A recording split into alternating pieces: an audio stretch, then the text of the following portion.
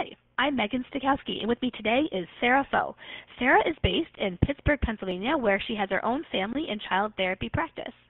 Her child-centered approach supports children with the development of appropriate coping skills for anxiety, expressing anger, frustration, healing inner pain, and working through social conflict. She is here today to share her insight on how the coronavirus is affecting children and how to support families. Thanks for being here. Thanks, Megan. I'm happy to be here as well. So, Sarah, with confirmed cases of the coronavirus in every state, schools, daycares, even playgrounds are closed. What can you tell us about how these changes are affecting children? Well, Megan, it's hard to ask. The first thing I think of when I hear that is, whew, that's scary. And I think it makes sense that as Americans right now and around the globe that we are scared, and so are children. And I think that's a really important thing to consider, because sometimes when we get caught in our own fears, we forget that others around us are maybe experiencing the same thing and having a different dialogue or have a different perspective of what the coronavirus is and how it's affecting them. And so for parents, I think it's important to say to our kids, there's some really big things going on in our country right now, and then asking them what they think. We engage kids to use their own language to describe the pandemic. It allows us to have a lens into how they view this and how to support them when we kind of know how they're seeing the problem. And I think about, as I kind of think about how, if we could break this down into two components of how children view what's going on in their life currently, I think it's the fear related to the virus and the changes in the daily rhythm and social isolation. If we look at the fear related to the virus, it's the unknown. As adults and children, when we don't know something, it can trigger anxiety, especially if we have a pre-existing condition for anxiety. We already feel anxious about other things in our life. We will create a worst-case prediction when we don't know information. And for children, that often is death and dying.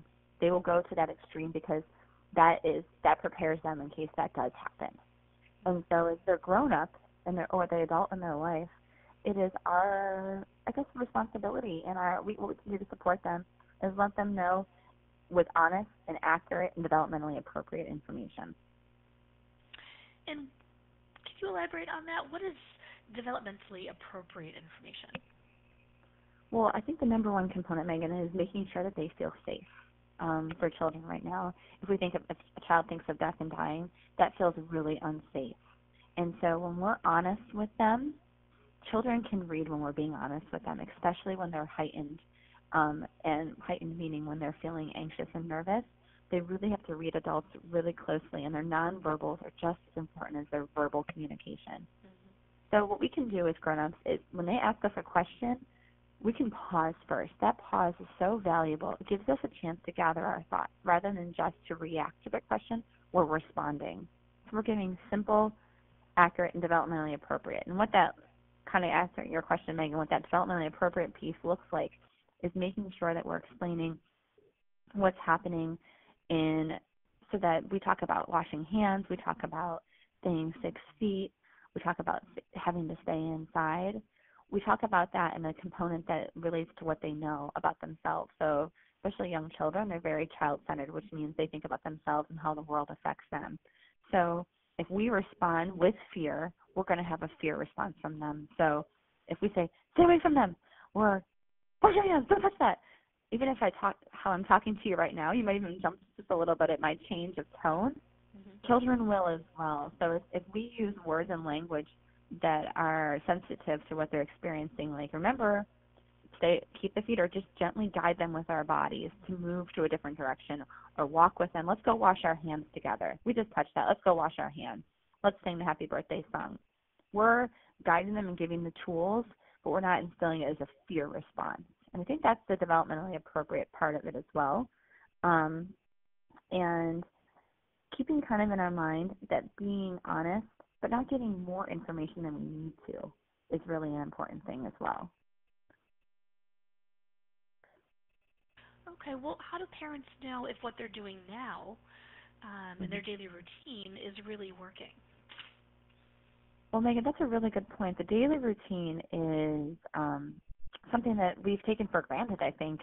We're used to getting up and our children getting up and going to school or taking them to daycare and then starting our job. And since children and daycare have now been closed, our children are home. And so that prediction of what the daily routine should be has to shift a little bit. And I like to shift away, actually myself, shift away from the word routine and schedule because they're very, very, I feel boxed in by that. And I feel like and families might feel boxed in like they have to do a certain thing that maybe their neighbor's doing or their friend is doing or their cousin is doing with their kids. And each family has a different rhythm. And that means that their day, whether when we go to work, we come home from work, when we eat meals, when we spend time together, looks different for every family. And so by having a predictable rhythm for our child, that is very important because when there's not predictability, we'll start to see other behaviors within our children sometimes, whether it's meltdowns, tantrums, those type of things happen when the child doesn't know what's going to be happening. If you think about their school day, they knew when they were going to have social interactions.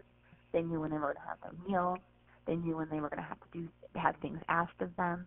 So by kind of building that into your day, having your children know when they're going to eat, when they're going to be expected to help out around the house, when they might have to do something for school, and when they are going to be expected to go to bed, as well as when they can have a peer interaction, whether that's over the phone, whether that's on the computer, whether that's stepping outside and their friend is walking by or you're walking by your friend's house with your child and they're able to wave up and say and have some sort of social interaction. Those types of predictabilities will help decrease anxiety.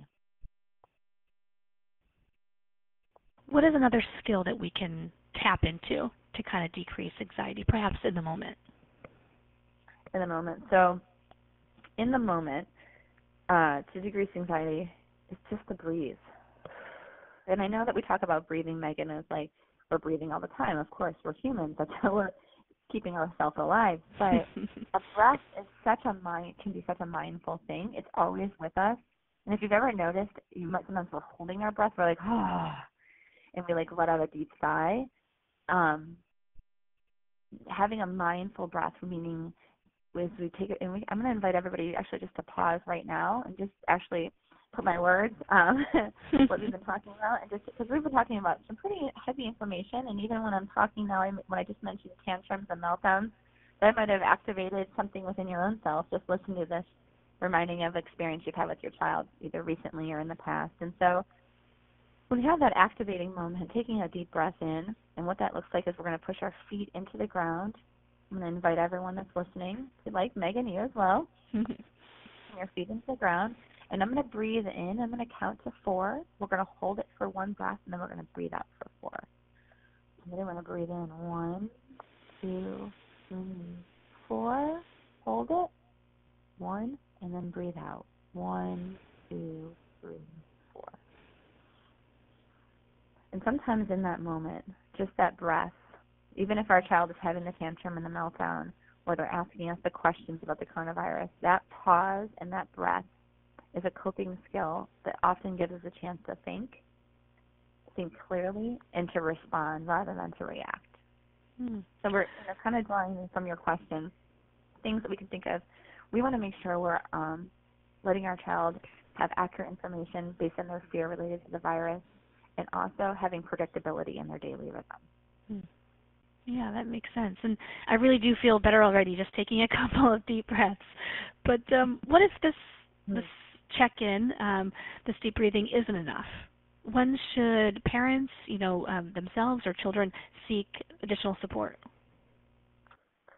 Well, Megan, you just mentioned the daily check-in, and I really think that that is such an important component that we can do with our children, with our schedules and our rhythm, having a shift, just creating a time in your day where you're checking in with your child.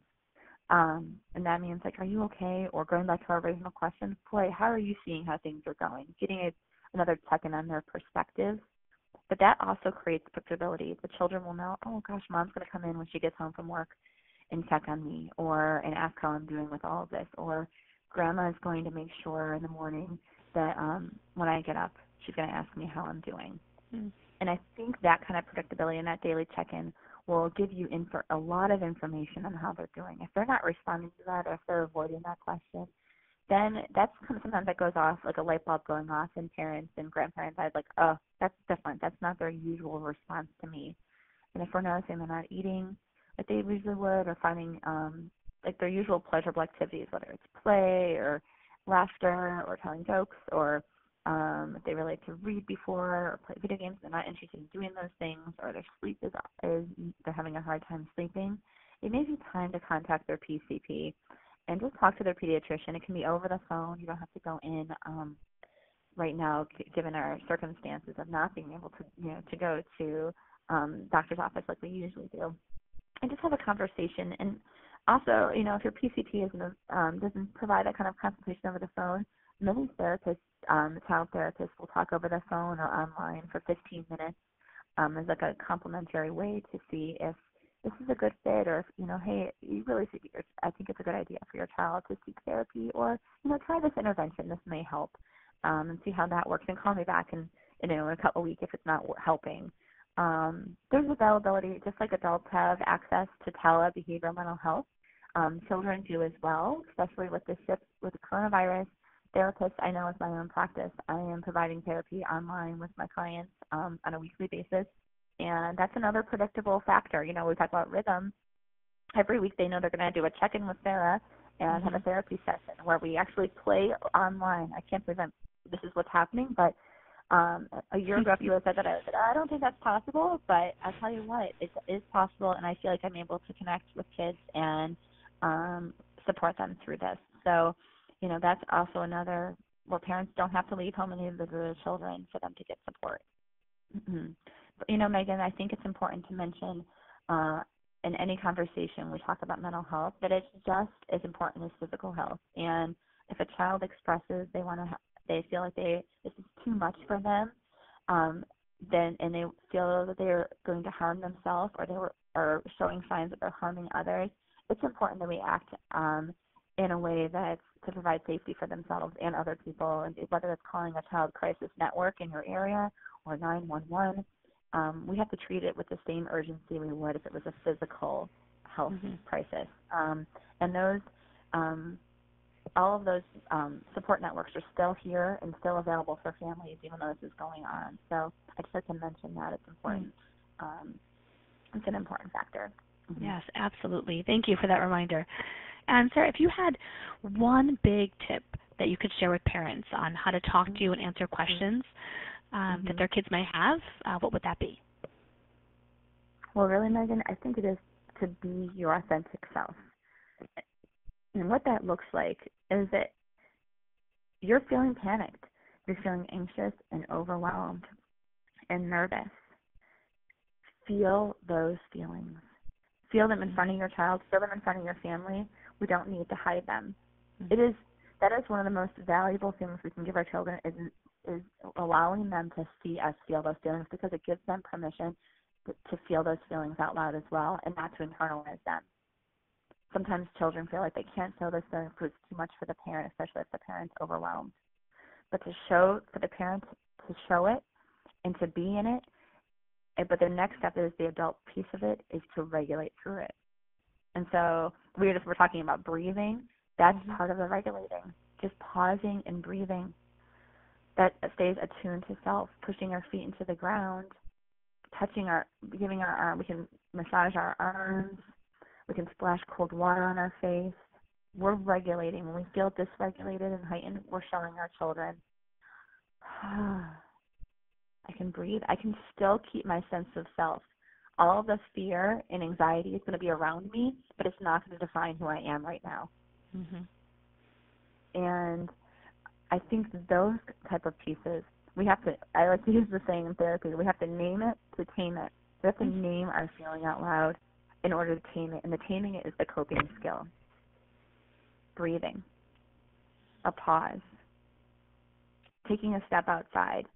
So, for example, if your child sees that you're upset, that pause we talked about earlier, then come with me. Let's go for a walk outside. Let's breathe for a second. Sit down. Can I give you a big hug and take 2 breaths? Those are all ways you're modeling to your child, I can have these feelings. These feelings are real. I'm going to be okay. My parents keeping me safe. Mm-hmm. And I can keep my sense of self. And if we do that more than often than once, that becomes predictability. And so it kind of ties in all the things that we're thinking about as we're trying to support our child through this. I think that's a really, really important piece, and I'm glad that we're ending with it. And I think that, so often we get this mentality that we have to take care of our kids first, and always put them first. But it sounds like we really need to take care of ourselves. And that's not selfish. It's actually just a necessary first step to helping our kids, cope. So, so again, Sarah, thank you so much for taking the time to share your expertise with us. I really, really enjoyed it. Well, Megan, thank you so much for having me, and I really appreciate having the opportunity to chat with you today. And I enjoyed breathing with you as well. Thank you so much. Thanks. And thank you, everyone, for listening. Please stay tuned for more HMC Health Perks podcasts.